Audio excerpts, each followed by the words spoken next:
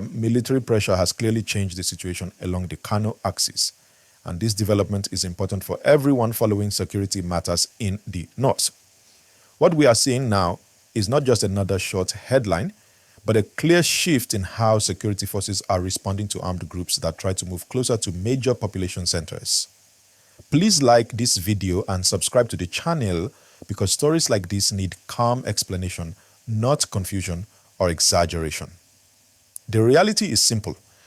Bandits recently attempted to expand their activities into parts of Kano that sit close to known trouble zones in neighboring states.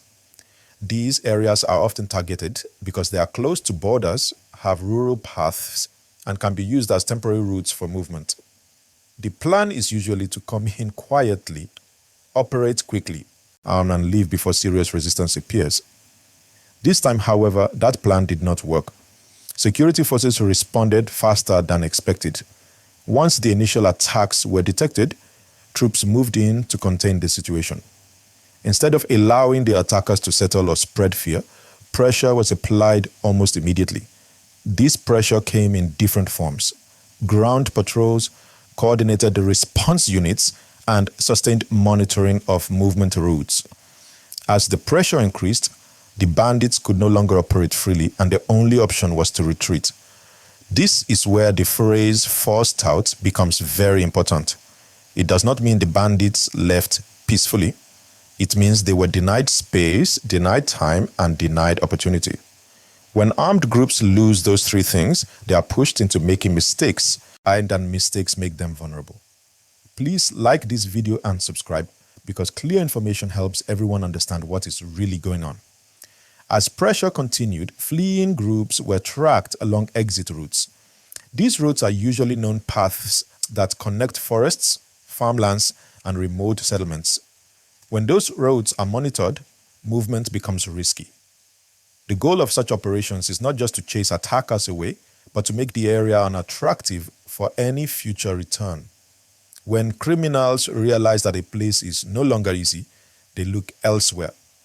What makes this development significant is that Kano is a major economic and social center. Any security threat around its axis raises concern far beyond local communities. That is why the response here sends a message. It tells armed groups that expanding into new areas will be met with resistance, not silence. Another important point is the role of sustained presence. One of the biggest problems in past operations has been temporary success, followed by reduced attention. When patrols reduce and monitoring slows, criminals often attempt a return. The current approach appears more deliberate, focusing on maintaining pressure even after the initial clash. This is how stability is gradually built. Please remember to like this video and subscribe because continued updates depend on strong community engagement. It is also important to understand that this situation affects ordinary people the most. Farmers need safe access to their land. Traders need safe roads. Families need peace at night. When bandits are pushed out of an axis, it reduces fear, restores confidence, and allows daily life to continue. That is the real measure of success, not just numbers or headlines. However, it must be said clearly and calmly, pushing bandits out of one axis does not mean the wider security challenge is finished.